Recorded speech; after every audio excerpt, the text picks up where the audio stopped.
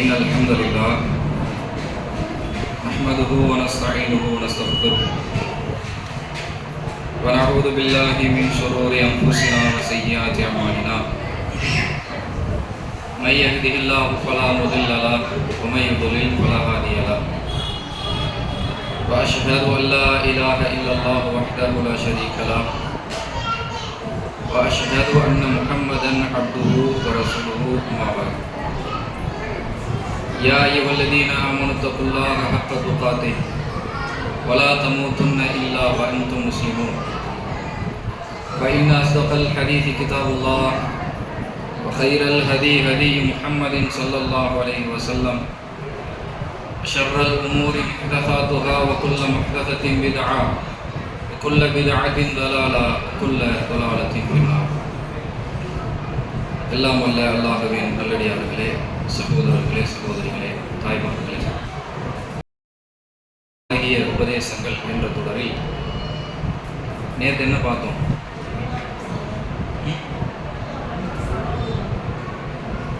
மனித குலத்திற்கு இறைவன் தொடுத்த ஒரு மாபெரும் சவால், அதை பற்றி பார்த்தோம். பாரக்கலாம் எல்லாருக்கும் ஞாபகம் இருக்கா? இல்லை அவங்களுக்கு மட்டும்தானா? எல்லாரும் கவனிச்சிருக்கீங்கல்ல? நமது அந்த தலைப்பில் இன்றைய தொடராக சூரத்துல் அன்பியா அத்தியாயத்தினுடைய 83, 84 தொடராக வருகின்ற அந்த வசனம் சில நபிமார்களுடைய பிரார்த்தனைகள் குறித்து பேசுகிறது. அதில் இறைவன் நமக்கு என்ன சொல்ல வருகிறான், நமக்கான பாடம் படிப்பினை என்ன என்பதைத்தான் இன்றைய தினம் நாம் பார்க்க இருக்கிறோம். எல்லாம் வல்ல அல்லாஹுவின் நல்லடியார்களே, பொதுவாக ஒரு இறை விசுவாசியை பொறுத்தவரைக்கும் இந்த உலகத்தில் வாழ்வதற்கு எல்லா துறைகளிலும் அல்லாஹுடைய உதவி என்பது அவசியம். அல்லாஹுடைய உதவி எங்கு நமக்கு கிடைக்க பெறாமல் போகிறதோ அது எந்த துறையாக இருந்தாலும் நாம் தோற்று போய்விடுவோம். இதுல 2 தரப்பான மனிதர்கள் இருப்பார்கள். இறைவனின் உதவியை நாடக்கூடியவர்கள், எல்லா நேரத்திலையும் ஒரு எளிமையான வாழ்க்கை வாழக்கூடிய மக்கள் அல்லாஹுடைய உதவியை தேடிக்கொண்டே இருப்பார்கள். இயல்பாகவே அவங்க சந்தர்ப்பமும் சூழலும் அல்லாஹுவை நினைவூட்டக்கூடிய நிலையிலேயே இருக்கும். அல்லாஹுவை ஞாபகப்படுத்திட்டே இருப்பாங்க. அல்லாஹ்விடத்தில் இயல்பாகவே உதவி தேடிக்கொண்டே இருப்பார்கள். இன்னும் சில மனிதர்களை பார்த்தால் இந்த உலகத்தில் அல்லாஹ் அவர்களை கண்ணியமாக வைத்திருப்பான், உடல் ஆரோக்கியத்தோடு வைத்திருப்பான், பொருளாதாரத்தில் உயர்ந்தவர்களாக வைத்திருப்பான், எந்த குறையும் பெரும்பகுதி இல்லாமல் அவர்களை வாழ வைத்திருப்பான். இப்படி உலகத்தில் பல்வேறு வகையான தேவைகள் குறித்த சிந்தனை இல்லாமல் இது எனக்கு தேவையில்லை, எல்லாமே என்கிட்ட இருக்கு என்ற நிலையில் யாரெல்லாம் வாழ்கிறார்களோ அவங்க பெரும்பாலும் அல்லாஹுவை நினைவு கூறுவது குறையும். ஆகவே குறையும். செல்வம் அதிகமாயிருச்சுன்னு வைங்களேன், அது மனசை டைவர்ட் பண்ணும். அதிகமான பொருளாதாரம், அதிகமான உலகத்தின் மோகங்கள், அதிகமான உடல் ஆரோக்கியம் அல்லாஹ்வுடைய அருள்தான். அது யார் அருளாக எடுத்துக்கொள்கிறார்களோ அவங்களுக்கு. பெரும்பாலும் எப்படின்னா உடல் ஆரோக்கியத்தோடே பயணிக்கக்கூடிய பலரை பார்த்தீங்கன்னா பெருமை அடிப்பாங்க. எனக்கு ஒரு தலைவலி வந்தது கிடையாது, என்ன எதுக்கு எடுத்தாலும் படுத்துடுறான், எனக்கு ஒரு காய்ச்சல் வந்தது கிடையாது. இது பெருமை அல்ல. அல்லாஹ் உடம்பில் நலவை நாட ஆரம்பித்தால் அப்படி ஒரு சின்ன சின்ன சோதனை கொடுப்பான். ஒரு மூமினுக்கு அது வேணும். காய்ச்சலோ தலைவலியோ ஒரு நோயோ, அதன் மூலம் இறைவன் நமக்கு மன்னிப்பை நாடுகிறான். அது மாதிரி நிலை ஒரு மூமினுக்கு வேண்டும். இது பெருமை அல்ல. என்ன நினைக்கிறாங்கன்னா, அந்த மாதிரி இடம் ஒரு மனிதருக்கு இருக்கின்ற பொழுது எனக்கு எந்த தேவையும் இல்லைன்னு இருக்கிறான். இறை மறுப்பாளனை விட்டுருங்க, முஸ்லீம் இப்படி இருக்கிறான்ல, ஒரு கட்டத்தில் இறைவன் இவனை பிடிப்பான். ஏதாவது ஒரு கட்டம் உலகத்தில் எனக்கு எந்த தேவையும் இல்லை, எல்லாத்தையும் நானே செஞ்சிருவேன், பிஸ்னஸா நானே அதை டாப் லெவலில் கொண்டு போயிடுவேன், அறிவு அவ்வளோ பெருசு, நான் பெரிய சொத்துக்காரன், எல்லாமே நானே செஞ்சிருவேன், எனக்கு எந்த தேவையும் இல்லை என்று இருக்கக்கூடிய அந்த நபரை ஒரு கட்டத்தில் அல்லாஹ் கடுமையாக பிடிப்பான். ஒரு கொடிய நோய் வந்துடும், அவனால் எதையுமே செய்ய முடியாது. 4 பேர் அண்டி வாழ்கிற நிலையை எல்லாம் உருவாக்கிடுவான். அந்த இடத்தில் அவனுக்கு இறை சிந்தனை வரும். நிறைய பேர் உலகத்தில் அப்படி நாம் பார்ப்போம். அது வரைக்கும் அல்லாஹ்வை பற்றிய சிந்தனை இல்லாமல், அல்லாஹ்விடத்தில் அதிகம் உதவி தேடாமல், நான் நான் என்று வாழ்ந்தவன் திடீரென்று அல்லாஹுவால் ஒரு சோதனைக்கு உள்ளாக்கப்படுகின்ற பொழுது அல்லாஹ் அந்த இடத்துல நாடுவான். அல்லாட்ட துவா கேட்பான், அல்லாஹ், ஏன்னா அவனுக்கு தெரிஞ்சிருமே அவனால் அதை நிவர்த்தி செய்ய முடியாது. எல்லாம் என்னால் முடியும் என்று நினைத்து கொண்டிருந்தவன் அல்லாஹ் புரட்டிட்டான். அவனுக்கு இதிலிருந்து மீள்வதற்கு சக்தி இல்லை என்பதை அவன் உணர்கிறான். உணர்ந்த உடனே எங்கே இதுக்கு மருந்து கிடைக்குமோ அங்கே கையேந்துறான். அப்ப அவனுக்கு சிந்தனை வருது, யா அல்லாஹ் என் நோயை குணப்படுத்து. இல்ல அவன் பிசினஸ்ல பெரியோர் அடி, மொத்த பணமும் க்ளோஸ் ஆயிடுச்சு.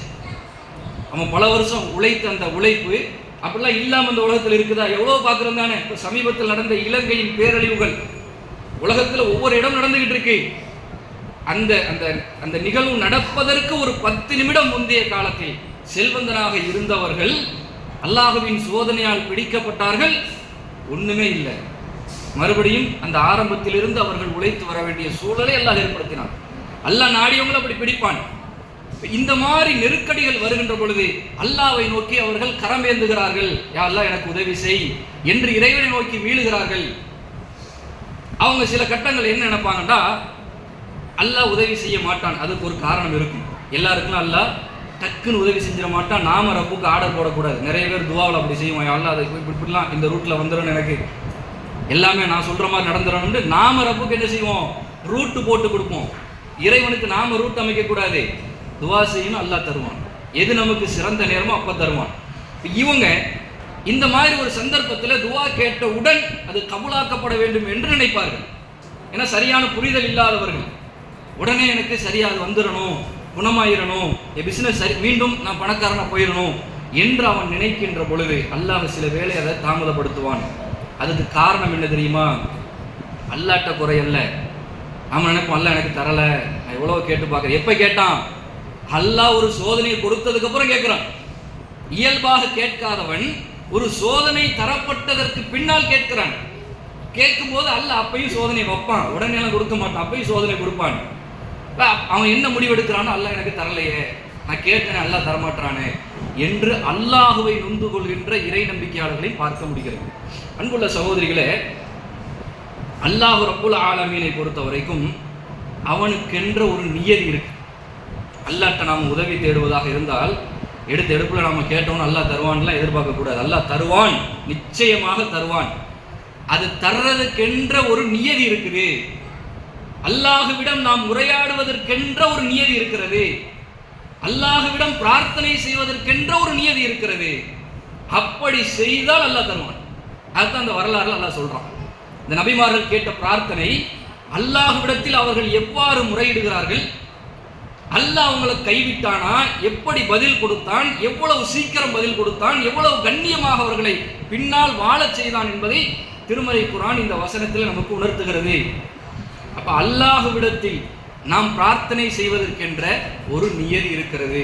அதை நம்ம புரிஞ்சுதான் பிரார்த்தனை செய்யணும். அப்படி இருந்தா தான் அல்லாஹ் அங்கீகரிப்பான். சரியா? இது ஒரு அம்சம். ரெண்டாவது, இந்த துவா செய்யற கான்செப்ட்ல நம்ம உள்ளத்துல ஒரு சிந்தனை இருக்கு. துவா உண்டே வந்தாலே, பிரார்த்தனை செய்யறது போனாலே நமக்கு ஒரு சிந்தனை வரும். 3 அடிப்படை. அல்லாஹ்ட்ட நான் துவா செய்யறேன், அல்லாஹ் நான் தருவான். ஒருவேளை அல்லாஹ் தரலையா, ரெண்டாவது துவா செய்யும்போது நம்ம வர்ற எண்ணம் என்ன? ரெண்டாவது, நம்ம குற்றத்தை எல்லாம் மன்னிச்சிருவான். இது தரலையா, குற்றத்தை எல்லாம் மன்னிச்சிருவான். மூணாவது, இது ரெண்டுமே இல்லையா, அல்லாஹ் மறுமையில தருவான். இப்படி ஒரு நபிமொழி இருக்கா இல்லையா? இந்த அடிப்படையோடு தான் உட்கார்ந்து துவாவே செய்யும். துவா செய்ய போகும்போது மறுமையில் அல்லாஹ் தருவதற்கென்ற சில இடங்கள் இருக்கிறது, அது மறுமையில கிடைக்கும். எல்லாமே மறுமையில கிடைக்குங்கிற சிந்தனையோட போய் உட்கார்றது. துவா கேட்க போய் உட்கார்ந்தாலே, ஒருத்தர் கடனோட இருக்கிறார், 1 லட்ச ரூபா கடன் கொடுக்கணும் ஒருத்தருக்கு. போய் உட்காரும் போது அல்லாஹ் நான் தருவான், இல்லாட்டி ஒரு குற்றத்தை மன்னிச்சிருவான், இல்லாட்டி மறுமையில் அல்லாஹ் தருவான் என்றால், கடனை அவர் நிவர்த்தி செய்யாம மூத்தாயிட்டான்னு வைங்க, எங்கே போகணும்? நரகம். மறுமையில் என்ன கிடைக்கும்? நரகம் தான் கிடைக்கும். அப்ப அவருக்கு இந்த உலகத்தில் அது சரியாக்கப்பட வேண்டும். கடன் சுமையில் இருந்து அவர் அல்லாஹ்விடத்தில் பாதுகாவல் தேடினால் அதை அல்லாஹ் நிவர்த்தி செய்யணும் இந்த உலகத்துல. அதை அவர் அடைத்தால் தான் மறுமை அவருக்கு லேசா இருக்கும். இப்ப இங்க போய் அல்லாஹ் மறுமையில தான் தருவான் அப்படின்னு நிக்க கூடாது. எல்லா பிரார்த்தனையும் அப்படி கிடையாது. இப்ப நாம எப்படி நினைச்சுக்கிறோம்னா, எல்லா துவாமே அப்படி போய் உட்காரும் போதே மனசுல 3 குழப்பத்தோட தான் உட்காரணும். எல்லாம் தருவானோ தரமாட்டானோ தெரியல. மனசுல ஓடுது. ஏதாவது ஒரு முக்கிய தேவையை கேட்க போறோம், அல்லது ஒரு நோயாளி அவருக்கு குணமாகறதுக்காக கேட்க போறோம், அல்லது ஒரு செல்வம் உயர்வதற்காக ஏதோ ஒண்ணு கேட்க போகும் பொழுதே நமக்கு 3 சிந்தனை ஓடிட்டு தான் நிற்கும். அல்லாஹ் தந்தால் தருவான், தராமலும் இருப்பான். தரலண்டா அல்லாஹ் ஒரு பாவத்தை முடிச்சிருவான், அல்லது அல்லாஹ் மறுமையில் நமக்கு தருவான். இப்படி சிந்தனையோடு போய் உட்கார். ஒருவர் ஒரு 3-4 நாட்கள் பசியோடு இருக்கிறார். 7 நாளை தாண்டினா மூத்தா போயிடுவார். பசி, அவருக்கு உணவு கிடைக்கணும். யா அல்லாஹ் எனக்கு உணவு தாண்ட அவர் கேட்கிறாருன்னு வைங்க. இந்த சிந்தனையோட கேட்டா அல்லாஹ் தந்தாலும் தருவான், மறுமையில தருவான், அவர் செத்து போயிடுவார். இந்த உலகத்தில் அவர் வாழ்வதற்கு உணவு கொடுக்கப்பட வேண்டும். நான் ஏன் இதை சொல்றேன் தெரியுமா? நபிமார்கள் உலக தேவைகளுக்காக இறைவனிடம் பிரார்த்தனை செய்திருக்கிறார்கள். அல்லாஹ் பிரார்த்தனை அங்கீகரித்ததாக திருமறையில சொல்றான், பதில் கொடுத்ததாக சொல்றான். அப்ப உலக தேவை, இந்த உலகத்தில் நமக்கு கட்டாயம் அவை கிடைக்க வேண்டும் என்ற எண்ணத்தோடு இறைவனிடம் நாம் பிரார்த்தனை செய்கின்ற பொழுது அது இறைவனால் பதிலளிக்கப்படும் என்ற உணர்வோடு நிற்கணும். அந்த இடத்துல 3 கான்செப்ட் இங்கே வந்து நிற்க கூடாது. சரியா? இந்த அடிப்படையை நாம புரிஞ்சுக்கிறோம். அன்புள்ள சகோதரிகளே, இந்த அத்தியாயத்தில் 83வது வசனத்துல நபி அய்யூப் அலைஹிஸ்ஸலாம் அவங்களுடைய துஆவை பத்தி அல்லாஹ் ஆரம்பிக்கிறான். அய்யூப இன்னாதா ரப்பஹு. அய்யூப் நபி, அய்யூப் அவர்கள் தமது இறைவனை அழைத்தார்கள். அன்னி மஸ்ஸனியத் துர்.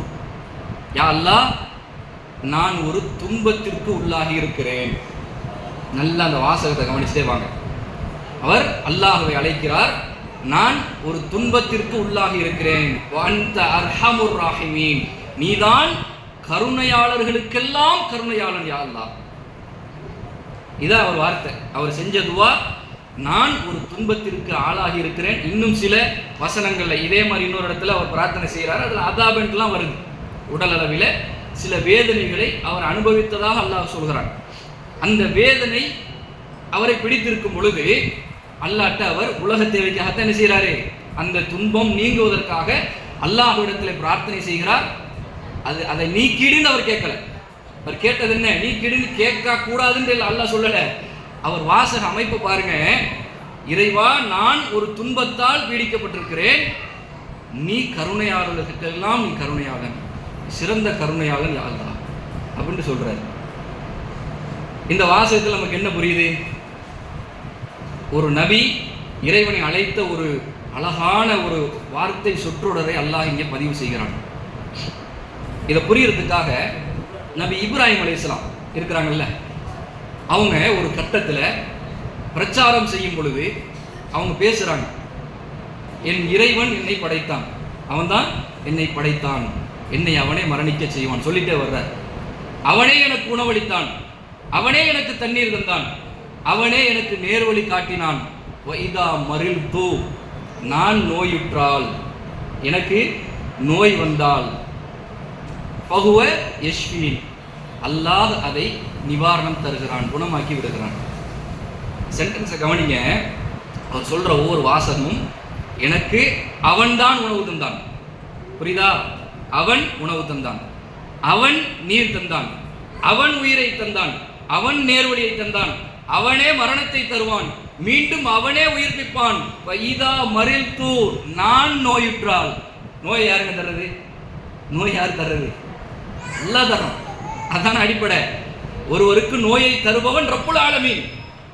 ஆனா இங்கே அந்த நபியுடைய இப்ராஹிம் அலைஹிஸ்ஸலாத்துடைய அந்த வாசக சொற்றொடரை பாருங்க. நான் நோய், இதெல்லாம் அல்லாஹ் தந்தான், அல்லாஹ் தான் தர்றான். ஆனால் நான் நோயுற்றால் அல்லாஹ் குணப்படுத்துறான். அல்லாஹ் ஒரு சோதனையை இந்த நபிமார்களுக்கு கொடுக்கின்ற பொழுது அல்லாஹ் தந்தாங்கிற வாசகத்தை கூட அவங்க பயன்படுத்த பயந்தாங்க. அல்லாஹ்வுக்கு கொடுக்கிற கண்ணியம் அது. அல்லாஹ் தான் உண்மையில் தருகிறான்.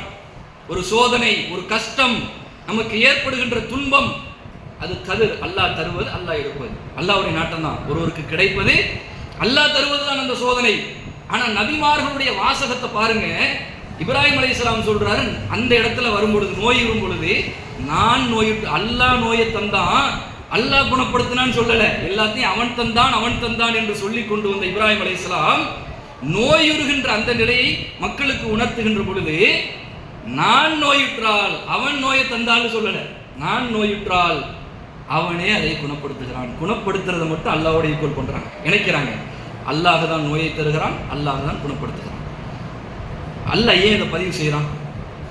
சும்மா இதை படித்து பார்த்துட்டு இப்படி வாழ்ந்துருக்கிறாங்க அப்படி மார்க்ஸ் கொடுக்கறதுக்கா? அதுக்கு அல்லாஹ் சொல்கிறான். அல்லாஹ் ஒரு நபியுடைய பிரார்த்தனையை குர்ஆனில் பதிவு செய்கிறான் என்றால் நமக்கு பாடமா இல்லையா? இப்படி நீ இருக்கணும்னு அல்லாஹ் சொல்ல வர்றான். அதுக்கு தான் அல்லாஹ் பதிவு செய்கிறான். இப்போ நாம் எப்படி இருக்கிறோம்? இப்போ இதே சாப்டர் தான் ஐயூப் அலைஹிஸ்ஸலாம். அங்கே எடுத்து பாருங்க. ஐயூப் அலைஹிஸ்ஸலாம் சொல்றாங்க, அன்னி மஸ்ஸனிய துர், இறைவா எனக்கு ஒரு துன்பம் வந்திருக்குது, நீ என்னை நோயுற செய்தாய், நீ எனக்கு துன்பத்தை தந்தான்னு சொல்லல. அது உண்மை. ஆனா அவர் வாசகம் இறைவனோடு இணைத்து சொல்கின்ற அந்த சொற்றொடர் அல்லாஹுவின் கண்ணியத்தில் எதையும் குறைக்காத அடிப்படையில் வாசக அளவில் கூட அவர்கள் அமைத்திருந்தார்கள் நபிமார்கள். நான் ஒரு துன்பத்தில் பீடிக்கப்பட்டிருக்கிறேன் இறைவா என்று அவர் அல்லாஹ் அழைக்கிறார். இப்போ இதில் நமக்கு பாடம் என்ன? நாம் எப்படி இருக்கிறோம்? அல்லாட்ட உதவி உங்களுடைய ஒரு தோழிமார், ஒரு நண்பர் வந்து கேட்கும் பொழுது நீங்கள் எப்படி இருக்கிறீங்க? இருக்கிற அல்லாஹ் பல சோதனையை தந்திருக்கிறான், ஓடுது வாழ்க்கை, அப்படிதானே சொல்கிறோம். அல்லாஹ் சோதனையை தந்ததை முதல்ல சொல்லிடுவோம். இப்படிலாம் பல சோதனை, குடும்பத்தில் பிரச்சனை, அல்லாஹ் தந்துட்டான், என்ன செய்யறது, பொருந்திக்கிறோம். அல்லாஹ் தந்த ஷர்ரை, ஒரு தீங்கை, ஒரு சோதனையை அல்லாஹ் தந்தாண்டு முறையிட்டு தான் என்ன செய்வோம், பொறுமையாக இருக்கிறோம்னு சொல்லுவோம். ஆனால் நபிமார்கள் அப்படி சொல்லுது. ஏன்? அல்லாஹுடைய தூதர் எடுத்துக்கிறங்க, ரசூலுல்லாஹி ஸல்லல்லாஹு அலைஹி வஸல்லம். இந்த ரமலான் சம்பந்தமாக பார்ப்போமே, லைலத்துல் கதருடைய இரவு, அது சம்பந்தமாக அறிவிக்கிற ஒரு செய்தி புகாரியில் நிறைய சம்பவம் வருது. அபு மூசா ரலியல்லாஹு அவர்கள் அறிவிக்கிறாங்க, அல்லாஹுடைய தூதர் அவர்கள் முதலாவது பத்தில், ரமலானுடைய ஆரம்ப காலகட்டங்களில் முதல் பத்தில் இழ்த்திகாஃப் இருக்கிறாங்க பள்ளியில். நம்ம கடைசி பத்தில் தான் இப்போ இருக்கிறோம். ஆரம்பத்தில் இப்படி அல்லாஹ்வுடைய தூதர் இருந்து வந்தாங்க. முதலாவது பத்தில் லைலத்துல் கதரை எதிர்பார்த்து இருக்கிறாங்க. இப்போ ஜிப்ரீல் அலைஹிஸ்ஸலாம் வந்து உணர்த்துகிறார்கள், இதுக்கு அடுத்த நாட்கள் வருதுல, அதில் தான் லைலத்துல் கத்ர் இருக்குது அப்படின்னு நினைவுபடுத்துகிறாங்க. உடனே அடுத்த பத்தும், இடைப்பகுதியில் இருக்கிற இரண்டாவது பத்தும் அல்லாஹ்வுடைய தூதர் பள்ளியில் இஃப்திகாஃப் இருக்கிறாங்க. அந்த கடைசி நாட்கள் வருகின்ற பொழுது ஜிப்ரீல் அலைஹிஸ்ஸலாம் மீண்டும் நினைவுபடுத்துறாங்க, இதுலையும் இல்லை, இன்னும் அடுத்த பத்து வருது, அதுல தான் இருக்குதுன்னு உங்க ரப்பு சொல்றான் அப்படின்றவனே மூன்றாவது பத்துக்கான அந்த தயாரிப்பை அல்லாஹ்வுடைய செய்துவிட்டு, அது எந்த இரவு என்று ஜிப்ரீல் அலைஹிஸ்ஸலாமால் சொல்லப்பட்டது, அல்லாஹ்வால சொல்லப்பட்டுருச்சு. சொல்றதுக்காக வெளியே வர்றாங்க மக்கள்கிட்ட, இதுதான் அந்த இரவு அப்படின்னு சொன்னா, அந்த இரவு மட்டும் நம்ம என்ன செய்யலாம், சிறப்பித்து அதுல நிறைய அமல்களை செய்யலாம். ஆனா அது மறைக்கப்பட்டிருக்கிறது. இப்போ ரசூலுல்லாஹ் சொல்ல வந்தாங்க. வரும் பொழுது 2 நபர்கள் சண்டையிட்டு கொண்டிருக்கிறார்கள். உடனே அது மறக்கடிக்கப்பட்டாச்சு. இது அல்லாஹ்வுடைய ஏற்பாடு. ஒன்றை நாம் மறக்கிறோம்னா அது யாரோடைய ஏற்பாடுங்க? ஒன்று மறந்து போகிறது, நம்ம சிந்தனையிலிருந்து ஒன்றை மறக்கடிக்க செய்வது என்பது அல்லாஹ்வுடைய ஏற்பாடு. நாம கொண்டு வரதில்லை. புரிஞ்சுக்கிறதுக்காக நம்ம குடும்பத்தில் ஒருத்தர் மூத்தா போயிட்டாங்க, தாயோ தகப்பனோ பிள்ளையோ ஏதோ கணவனோ மனைவி ஏதோ ஒரு உறவு, நினச்சிக்கிட்டே இருக்கிறோன்னு வைங்க, நிம்மதியாக இருக்குமா லைஃபு? நினைவு அந்த கணவனோடு வாழ்ந்த வாழ்க்கை, அந்த நினைவுகள் வந்து கொண்டே இருக்குது. சாப்பிட மாட்டாங்க, தூங்க மாட்டாங்க, மெடிசின் எடுக்க மாட்டாங்க, இயல்பு வாழ்க்கையில் ஈடுபட மாட்டாங்க. அது எப்படி மாறுது? நாம கொண்டு வந்தோமா? காலங்கள் கடந்து செல்ல அது எப்படி மாறுது? இறைவனுடைய அருள். மறதியை இறைவன் தான் ஏற்படுத்துகிறான், அது அருள். அதை ஏற்படுத்தி இயல்பான லைஃபுக்கு நம்மளை அல்லாஹ் தயார்படுத்தும். அப்ப மறக்கடிக்க செய்வது என்பது இறைவனுடைய ஆற்றல். அல்லாஹ் தான் அதை கொண்டு வருவான். அல்லாஹ்வுடைய தூதருக்கு அல்லாஹ் தான் மறக்கடிக்க செஞ்சான். ரசூலுல்லாஹி ஸல்லல்லாஹு அலைஹி வஸல்லம் அவர்கள் இதை சொல்ல வந்தாங்க. 2 பேர் சண்டையிட்டுக் கொண்டிருந்தார்கள். உடனே மக்களை அழைத்து சொன்னார்கள், அல்லாஹ் எனக்கு எந்த இரவு லைலத்துல் கத்ர் என்பதை காட்டி கொடுத்தான், ஆனால் நான் மறக்கடிக்கப்பட்டு விட்டேன் அப்படிங்கிறாங்க. அல்லாஹ் மறக்கடிச்சுட்டான்னு சொல்லல. அந்த சென்டென்ஸை பாருங்க. நாம என்ன தீங்கு நடந்தாலும், என்ன சோதனை வந்தாலும், அல்லாஹ் எனக்கு தந்தியே, இதான் வார்த்தை நமக்கு. அல்லாஹ் நீ தான் தந்த, நீனே அதை சரிபடுத்து. வார்த்தையால் கூட எந்த ஒரு நபிமார்களுடைய வரலாற்றில் நீங்கள் எடுத்து பாருங்கள், அல்லாஹுடைய அந்த உரையாடல், அவங்க அல்லாஹ்விடத்தில் உரையாடுகின்ற அந்த உரையாடல் முறை எந்த இடத்திலும் ஒரு சொற்றொடரில் கூட அல்லாஹுவின் கண்ணியத்தை குலைப்பதாக அமையவே இல்லை. ரசூலுல்லாஹ் இங்கே அப்படித்தான் சொல்றாங்க, நான் மறக்கடிக்கப்பட்டு விட்டேன்னு சொன்னாங்க. அல்லாஹ் என்னை மறக்கடிச்சுட்டான்னு சொல்லுங்க, கடைசி பத்தில் தேடுங்க, ஏதோ ஒரு இரவுல இருக்குது, கடைசி பத்தில் தேடுங்கன்னு சொல்லிட்டு போயிட்டாங்க. பண்புள்ள சகோதரிகளை பாருங்க, அல்லாஹ்ட்ட நாம ஒரு பிரார்த்தனையை முன்வைக்கின்ற பொழுது, ஏதோ ஒரு சோதனையில் இருக்கிறோம், ஏதோ ஒரு நெருக்கடியில் இருக்கிறோம், அய்யூப் அலைஹிஸ்ஸலாம் மாதிரி ஒரு நோயில் இருக்கிறோம், ஒரு துன்பத்தில் இருக்கிறோம், ஒரு அதாபில் இருக்கிறோம், அல்லாஹ்ட்ட நாம முறையிடும் பொழுது அல்லாவை குத்தம் முடிச்சு அவன் கண்ணியத்தை குலைச்சி அல்லாட்ட கேட்கக்கூடாது. பல பேர்கிட்ட போய் அதை ஒப்பாரி வச்சுட்டு கேட்கக்கூடாது. 4 பேரை சந்திக்கும் போது எல்லாத்தையும் சொல்லிடுவோம், இப்படிலாம் எல்லாம் பிடிச்சிருக்கிறான், சோதிச்சிருக்கிறான், எவ்வளோ தாங்க முடியாத சோதனை, நீ எல்லாம் எப்படி இருக்கிற, ஆனால் நான் பொறுமையாக இருக்கிறேன், அப்படி சொல்லக்கூடாது. நான் ஒரு கஷ்டத்தில் இருக்கிறேன், நான் ஒரு சிரமத்தில் இருக்கிறேன், எனக்கு ஒரு நோய் வந்திருக்கு, இப்படி சொல்லி பழகணும். அது அல்லாஹ் சொல்றான். நபிமார்கள் சொன்னார்கள், நான் ஒரு சிரமத்தில் இருக்கிறேன், நான் ஒரு நஷ்டப்பட்டேன், அல்லாஹ் தான் தந்தால் என்றாலும் கூட வார்த்தையால் கூட அல்லாஹ்வின் கண்ணியத்தை நாமும் குலைக்கக்கூடாது. இது நபியுடைய வரலாறு. அவங்க அப்படி கேட்டாங்க. அந்த மாதிரி நாம் கேட்கும் பொழுது சகோதரிகளே, அய்யூப் அலைஹிஸ்ஸலாம் அவர்களுக்கு அல்லாஹ் சொல்றான், ஃபஸ்தஜப்னா லஹு, அவருக்கு உடனே நாம் பதில் கொடுத்தோம். உடனே அன்னி மஸ்ஸனிய துர் வ அன்த அர்ஹமுர் ராஹிமீன், யா அல்லாஹ், நான் ஒரு துன்பத்திற்கு உள்ளாகி இருக்கிறேன், நீயே கருணையாளர்களில் எல்லாம் கருணையாளன் என்று அய்யூப் அலைஹிஸ்ஸலாம் அவர்கள் அல்லாஹ்வை அழைத்த பொழுது ஃபஸ்தஜப்னா லஹு, நாம் அவருக்கு பதில் கொடுத்தோம் என்று அல்லாஹ் சொல்றான்.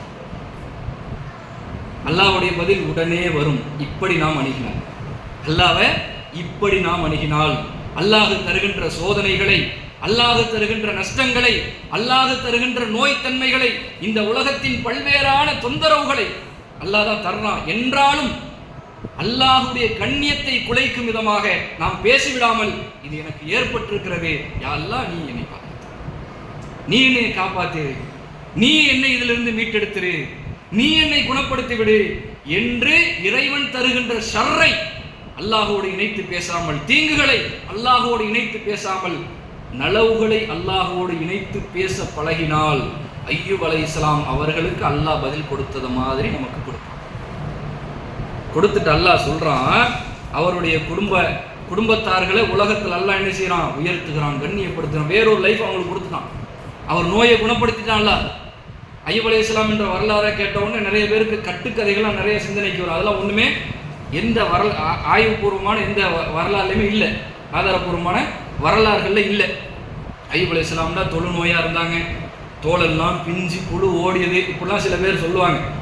அப்படிலாம் எந்த நோயும் அவர்களுக்கு இருந்ததாக இல்லை, அல்லாஹ் மறைத்து தான் சொல்றான். ஒரு துன்பத்தில் அவங்க இருந்தாங்க. இன்னொரு வசனத்தில் உடல் அளவில் அவர்கள் வேதனைப்பட்டார்கள் என்றாலும் இறைவனை அவர்கள் அழைக்கின்ற பொழுது அல்லாஹ் பதில் கொடுத்து அவர்களை அந்த நோயிலிருந்து, அந்த துன்பத்திலிருந்து மீட்டெடுத்ததாக அல்லாஹ் ரப்புல் ஆலமீன் இந்த வசனத்தில் நமக்கு சொல்லி காட்டுகிறான். அன்புள்ள சகோதரிகளை, இப்போ இது மாதிரி நாம் பேசி பழகணும். எல்லா இடத்துலையும் கதிரை கொண்டு வந்து நிறுத்தக்கூடாது, குதர்க்க பேச்சுகள் பேசக்கூடாது. ஒரு சம்பவம், ரசூலுல்லாஹி ஸல்லல்லாஹு அலைஹி வஸல்லம் அவர்கள் ஃபஜ்ருடைய தொழுகையுடைய அந்த நெருக்கத்தில் வீதியில் போகிறாங்க. அலி ரலியல்லாஹு அன்ஹு அவங்களும் ஃபாத்திமா ரலியல்லாஹு அன்ஹா வீட்டில் இருக்கிறாங்க. போகும்பொழுது அந்த இரவு தொழுகைக்காக அவங்கள தட்டி எழுப்பி கேட்குறாங்க, அலா துஸல்லியான், நீங்கள் தொழுகலையா? இது ஃபஜ்ரு தொழுகைன்னு சொல்லுவாங்க, அப்படி எந்த ஹதீஸையும் வரல. இரவு தொழுகைக்கு தான் எழுப்புறாங்க. தஹஜ்ஜுதுடைய நேரத்தில் அவங்கள தாண்டி போகும்போது எழுப்புறாங்க, நீங்கள் எந்திரிச்சு அல்லாஹ்வை தொழுகலையா என்று தன்னுடைய மருமகன் அலி ரலியல்லாஹு அன்ஹு கேட்ட உடனே அலி ரலியல்லாஹு அன்ஹு சொல்றாரு, ஒருத்தர் தூங்கிட்டாருன்னா அவருடைய உயிர் அல்லாஹ்ட்ட இருக்குது. ரசூலுல்லாஹ்ட்ட பதில், ஒருத்தர் உறங்குறாருன்னா அல்லாஹ் குர்ஆன்ல சொல்றான், உண்மையிலேயே ஒருவர் உறங்கி விட்டால் நம்ம ரூஹ் எங்கே போயிருது? அல்லாஹ்ட்ட போயிருது. அல்லாஹ் நாடியவங்களுக்கு அதை திருப்பி கொடுக்குறான். இதை சொல்றாரு, என் ரூஹ அல்லாஹ் எடுத்துட்டான்ல, தூங்கிட்டா, அவன் நாடினாத்தான் நான் எந்திரிக்க முடியும் அப்படின்னு சொல்லிடுறேன். ரசூலுல்லாஹி ஸல்லல்லாஹு அலைஹி வஸல்லம் அவர்கள் இந்த இடத்துல நாம இருந்தால் என்ன செய்வோம்? ஒரு ஆலிமா இருந்தால் என்ன செய்வோம்? என்னடா இப்படி பேசுகிற, நிறைய பயான் ஓடும், என்ன இப்படி பேசிட்ட, இந்த மாதிரி வார்த்தையெல்லாம் சொல்லலாமான்னு ஓடும். ரசூலுல்லாஹ் ஒன்றுமே சொல்லலை. அழகா இந்த வாழைப்பழத்தில் ஊசி ஏற்றுவாங்கம்மாங்கல்ல, அந்த மாதிரி அலி ரலியல்லாஹு அன்ஹு அவர்கள் புரிய வைக்கிறாங்க. தொடையில் தட்டுறாங்க, சத்தம் வர்ற மாதிரி. அவங்க தொடையில் தட்டிக்கிட்டு இறை வேதத்தில் வருகின்ற ஒரு வசனம், மனிதன் அதிகமாக தர்க்கிக்கக்கூடியவனாக இருக்கிறான் அப்படின்னு சொல்லிட்டு போயிட்டாங்க. அவங்களுக்கு புரிஞ்சிருச்சு, ஏதோ தப்பா பேசிட்டோம் அப்படின்னு அவங்க உணர்றாங்க. ரசூலுல்லாஹ் இங்க ஒன்றும் பேசல. அல்லாஹ்வுடைய தூதருக்கு தெரியாதா ஒருவர் தூங்கினால் ரூஹ் அல்லாஹ்ட்ட போகுது? இப்போ ரசூலுல்லாஹ் வந்து எழுப்புனாங்களே, அவரா எந்திரிச்சிக்குவார், அல்லாஹ் ரூஹ் கொடுத்தா எந்திரிப்பார் அப்படின்னு போயிடலாம் தானே. ஏன் ரசூலுல்லாஹ் எழுப்புனாங்க? எல்லாத்துலேயும் கதிரை கொண்டு வந்து நிப்பாட்டக்கூடாது, நம்முடைய புத்தியை அறிவை கொண்டு வந்து அங்கே நிறுத்தக்கூடாது. ஏதாவது ஒரு ப்ரோக்ராம், ஏதாவது ஒரு நிகழ்ச்சி, குடும்ப ஃபங்க்ஷன் வர்றீங்களான்னு கூப்பிட்டா இன்ஷா அல்லாஹ் வர்றோம் என்ற உள்ளத்தில் வரக்கூடாதுன்னு எண்ணத்தோடு தான் அதை சொல்கிறது. இன்ஷா அல்லாஹ் பார்ப்போம் வர. அன்புள்ள சகோதரிகளே, இந்த மாதிரி பதில் அல்லாஹ் நாடினால் வருவோம் என்பது உண்மையில் அல்லாஹ் நாடுவான். நாம தவக்குள் வைக்கணும். நம்ம போறோம்னு அந்த முடிவு எடுத்துட்டு தவக்குள் வைக்கணும். ஒட்டகத்தை கட்டி போட்டுட்டு ரசூலுல்லாஹ் தவக்குள் வைக்க சொன்னாங்க, அப்படித்தானே? ஒட்டகத்தை திறந்து விட்டுட்டு அதை அல்லாஹ் இங்கே நிப்பாட்டி வச்சு பான் நிக்க சொல்லல. ஒட்டகத்தை கட்டி போட்டுட்டு அல்லாஹ் பாதுகாப்பான்னு சொல்லு. நீ முயற்சி எடுத்துட்டு இன்ஷா அல்லாஹ்னு சொல்லு. நீ போக உனக்கு உள்ளத்தில் உறுதி இருந்தால் இன்ஷா அல்லாஹ், நீ நாடினால் அல்லாஹ் நாடுவான். இப்படி வருதா நமக்கு? எல்லாத்துலயும் விதியை கொண்டு வந்து நிறுத்துறது, எல்லாத்துலயும் கதிரை கொண்டு வந்து நிறுத்துறது. இப்படியே பேசி பேசி பழகி குதர்க்கமான பேச்சுக்கள் நம் வாழ்க்கையில் அதிகமாகிறது. இப்ப இது மாதிரி பண்புகள் தான் இறைவனோடு நாம் உரையாடுகின்ற பொழுது குதர்க்கமான வார்த்தைகளை கொண்டு வந்து சேர்க்கும். எல்லாத்தையும் அப்படி நம்ம பேசக்கூடாது. அல்லாஹ் நமக்கு தீங்கை தந்தாலும் அது நலவா இல்லையா சகோதரிகள்? அல்லாஹ் சோதனையை தர்றானே, ஒரு துன்பத்தை தர்றானே, நோயை தர்றானே, அது நலவா இல்லையா? நிறைய மார்க்க அறிஞர்களுடைய அந்த மரண நேரத்தின் நிகழ்வை பார்த்தீங்கன்னா அவங்களுடைய நிலை, அவங்க விருப்பம் எப்படி தெரியுமா? ஒரு கடுமையான நோயிலிருந்து மரணமாக வேண்டும் என்று விருப்பப்பட்டிருக்கிறார்கள். வரலாறு எடுத்து படிக்கிறோம். அவங்க சஹாபாக்கள் அல்ல, அதற்கு பிந்தைய தலைமுறையாக வாழ்ந்த பலர் அவங்களுடைய ஹிஸ்டரி எடுத்து படிக்கும்போது ஒரு கொடிய நோய் அல்லாஹ் தந்து, அது மூலம் இது விருப்பம் அல்ல, இந்த சோதனை அவங்க விரும்புறதல்ல.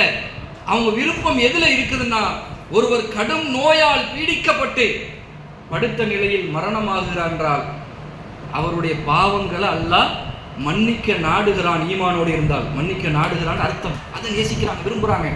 அந்த மாதிரி இடத்துக்கு என்னை அல்லாஹ் கொண்டு போகணும் அப்படி விரும்பினார்கள். அப்ப நமக்கு இறைவன் ஒரு துன்பத்தை தருகின்ற பொழுது நம் பாவத்தை மன்னிப்பதற்காக தருகிறான் என்று ஒரு முஃமின் நினைத்தால் அல்லாஹ் எனக்கு தந்தானை இப்படின்னு நினைக்க மாட்டோம். அல்லாஹ் என்னை இப்படி பிடிக்கிறான்னு நினைக்க மாட்டோம். அல்லாஹ் டோட்டல் லாஸ் ஆகிட்டானே அல்லாஹ்வை நினைச்சு பேச மாட்டோம். அல்லாஹ் அப்படி செய்தான், உண்மை, அல்லாஹ் தான் தருகிறான். அனைத்து துன்பங்களும் அல்லாஹுவின் புறத்திலிருந்து தான் வருகிறது, மாற்றம் இல்லை. நபிமார்கள் எப்படி பேணி நடந்தார்களோ, பேசினார்களோ, அல்லாஹோடு உரையாடினார்களோ, அதுபோல நாம் இந்த இடத்தில் நடக்க வேண்டும் என்பதை அல்லாஹ் ரப்புல் ஆலமீன் அய்யூப் அலைஹிஸ்ஸலாம் அவர்களின் வாழ்க்கை வரலாறு மூலம் நமக்கு எடுத்துரைக்கிறான். அப்படி துஆ செஞ்சு பாருங்க, இஹ்லாஸோட. அல்லாஹ் தந்த சோதனையை இறைவாணி தந்தியே அப்படின்னு நேரடியாக அல்லாஹ்வை சொல்லி கண்ணீரத்தை குலைக்காம பொருந்தி கொண்டு அதை நீ குணப்படுத்துன்னு கேட்டு பாருங்க, இதிலிருந்து நீ மீட்டெடுத்து காட்டுன்னு கேட்டு பாருங்க. அல்லாஹ் நிச்சயமாக அய்யூப் அலைஹிஸ்ஸலாம் அவர்களுக்கு பதில் கொடுத்ததை போன்று அல்லாஹ் பதில் கொடுப்பான். கடைசியாக அவங்க என்ன கேட்டாங்க? அன்த அர்ஹமுர் ராஹிமீன், இறைவா நீதான் கருணையாளர்களுக்கெல்லாம் கருணையாளர். நம்ம ஒரு துஆ செய்யும் போது இந்த பண்பை எடுத்துக்கிறோம். ஒரு கொடுங்கோல் ஆட்சிக்கு மத்தியில் நம்ம வாழ்கிறோமா? ஒரு அகத்தை பிடிச்ச ஒருத்தனுக்கு மத்தியில் வாழ்கிறோமா? நிறைய சோதனைகளை, நெருக்கடிகளை நம்ம சந்திக்கிறோமா? அல்லாஹ்ட்ட நாம் உரையாடும் பொழுது, பிரார்த்தனை செய்கின்ற பொழுது, அய்யூப் அலைஹிஸ்ஸலாம் நோயில் இருந்தார்கள், துன்பத்தில் இருந்தார்கள், அல்லாஹுவின் கருணையை சொன்னார்கள். அல்லாஹ்வுடைய கருணை இறங்கிட்டா அந்த நோய் போயிருமா இல்லையாங்க? அல்லாஹ்வுடைய கருணை வந்துட்டா அது இருந்த தடம் தெரியாமல் அழிந்து போகும். அல்லாஹ்வுடைய கருணை அவ்வளவு அபார விதமானது. அப்ப ஒரு துன்பம் ஏதாவது ஒரு சப்ஜெக்ட்ல நாம நிற்கும் பொழுது அல்லாஹ்வுடைய பெயர்களை சொல்லி அழைக்கிறது. கொடுங்கோல் மன்னனுக்கு மத்தியில் நாம் பல துன்பங்களை, சோதனைகளை அனுபவித்து வருகின்ற பொழுது இவனுக்கெல்லாம் ஜப்பார் ஒருத்தர் இருக்கிறான், அகிலத்தின் அரசன் ஒருத்தர். இவன் ஒரு அரசனா? இவனுக்கு மேல் ஒரு அரசன் இருக்கிறான். இறைவா நீதான் அரசனுக்கெல்லாம் அரசன், எங்களுக்கு உதவி செய் என்று கேட்கணும். நோயில் இருக்கிறோமா? அய்யூப் அலைஹிஸ்ஸலாம் கேட்டது போல இந்த வார்த்தையால் கேட்கணும். இப்படி ஒவ்வொரு இடத்திலும் அல்லாஹுவின் சிஃபாத்துக்களை, அல்லாஹுவின் பண்புகளை சொல்லி இறைவனை அழைக்கின்ற பொழுது அந்த வார்த்தை உணர்வுகள் அல்லாஹுவிற்கு மிகவும் விருப்பமானது என்பதை அல்லாஹ் இந்த இடத்தில் நமக்கு பாடமாக தருகிறான். ஆக அன்புள்ள சகோதரிகளே, இந்த வசனத்திலிருந்து நாம் பெற்றுக்கொண்ட பாடம், அய்யூப் நபி அவர்கள் தமக்கு கிடைத்த சோதனையை அல்லாஹுவோடு இணைத்து பேசாமல் தனக்கு நேர்ந்ததாக முறையிட்டு அல்லாஹ்விடத்தில் பாதுகாவல் தேடினார்கள். அல்லாஹ் ரப்புல் ஆலமீன் உடனே அவருக்கு பதில் கொடுத்து உலகத்தில் அதை நிவர்த்தி செய்தான். நமக்கும் உலகத்தில் நம்முடைய சோதனைகளை அல்லாஹ் நிவர்த்தி செய்வான் நிச்சயமாக, இது மாதிரி நாம் இறைவனை அணுகுகின்ற பொழுது என்று இறைவன் இந்த இடத்தில் நமக்கு பாடமாக்குகிறான். அதே போல சிறந்த குணங்களோடு, பண்புகளோடு நபிமார்கள் எப்படி இறைவனை அழைத்தார்களோ அதுபோல் சிறந்த முறையில் நாமும் இறைவனை அணுகுகின்ற பாக்கியத்தை பெற்றுக்கொள்ள இறைவன் நம் அனைவர்களுக்கும் அருள் புரிவானாக. வாஹிரு தாவானா அல்ஹம்துலில்லாஹி ரப்பில் ஆலமீன்.